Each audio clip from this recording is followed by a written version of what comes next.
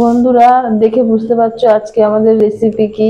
মাঝে মাঝে এরকম খাবার খেতে খুবই ভালো লাগে, তোমরাও বাড়িতে এরকম মাঝে মাঝে খেয়ে দেখো।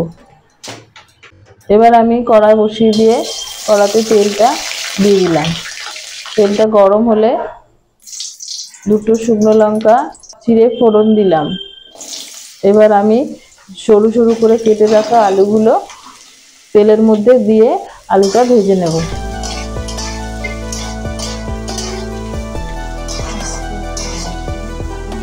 আলুটা কিছুক্ষণ নাড়ার পরে আমি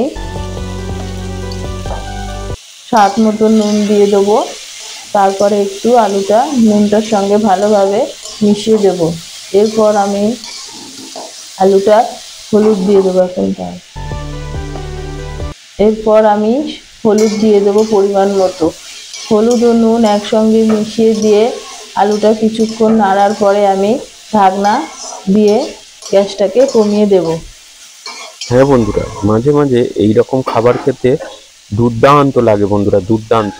যেহেতু আমাদের খাওয়া হয় না সাধারণত এইরকম ভাবে, ওই জন্য মাঝে মাঝে এই খাবার খেতে অসাধারণ লাগে। বন্ধুরা দেখো, আমরা ঢেকে আলু ভাজাটাকে ভালোভাবে ভেজে নিয়েছি। প্রায় আলু ভাজাটা হয়ে এসছে। এবার আমরা আলু ভাজাটা নামিয়ে নেব। দেখো, তোমরা দেখে নিও এইভাবে খুন্তি দিয়ে কেটে যে আলুটা পুরো সিদ্ধ হয়েছে কিনা। যদি সিদ্ধ হয়ে যায় তাহলে তোমাদের আলু ভাজা তৈরি হয়ে গেছে।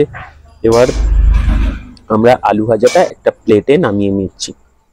প্লেটে নামিয়ে নিলাম। দেখতে পাচ্ছ কত সুন্দর লাগছে, কি অপূর্ব লাগছে। দেখো বন্ধুরা, দেখো অতি সাধারণভাবে তৈরি, কি দুর্দান্ত লাগছে। এবার আমরা ডিম ফাটিয়ে নিলাম। ফাটিয়ে নিয়ে ভালো করে ফেটিয়ে নিচ্ছি অল্প পরিমাণ নুন দিয়ে। ফেটিয়ে নিয়ে বন্ধুরা আমরা এর মধ্যে একটু কাঁচা লঙ্কা আর একটু পেঁয়াজ দিয়ে দিলাম। দিয়ে কড়াই তেল দিয়ে তেলটা গরম হলে আমরা একটু ভালো করে কড়ার চারিদিকে লাগিয়ে দিলাম। দিয়ে আমরা ডিমটা এই ঢেলে দিলাম। ঢেলে দিয়ে কিন্তু বন্ধুরা আমরা ঘোরালাম না, এরকম ভাবে ডিম ভেজে দেখবে বন্ধুরা, হেব্বি সুন্দর লাগে। মাঝখানটা পুরো একদম ডিম পোচের মতন হয় আর চারিদিকটা ভাজা ভাজা হয়। ডিম পোচের মাঝখানে ঠিক যেমন পোচ থাকে, ঠিক এই রকম ভাবে ডিমটা ভাজা হয়। এইরকম ভাবে ভাজা ডিম খেতে অসাধারণ লাগে বন্ধুরা, অসাধারণ, খুব সুন্দর লাগে। এর জন্য আমরা আবার কড়াই একটু তেল দিয়ে নিলাম। তেলটা গরম হয়ে গেলে আমরা আরেকটা ডিম ঠিক এইভাবেই ভেজে নেব, পুরো একদম ঠিক আগের ডিমটা যেভাবে ভেজেছিলাম। ঠিক দেখতে পাচ্ছ, এইভাবে একবার বন্ধুরা ডিম করে ভাজা করে বানিয়ে খেয়ে আমাদেরকে অবশ্যই কমেন্ট করো কেমন তোমাদের লাগলো।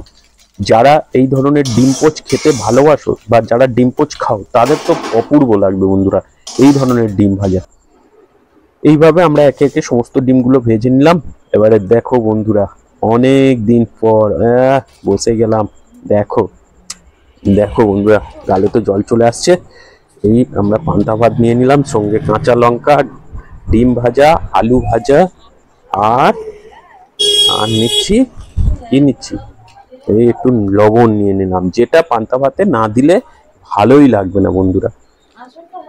এর জন্য দেখো, এই আমরা তো বললাম তোমাদের সাধারণত তিনজনই খেয়ে থাকি, এই আমরা সবাই একসঙ্গে নিয়ে বসে বললাম। একটু আলু ভাজা নিলাম, নিয়ে গালে দিই।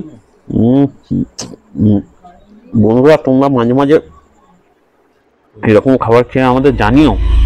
এবার ডিমটাও নিয়ে নিলাম, ডিম দিয়ে এই আবার নিলাম, আর এই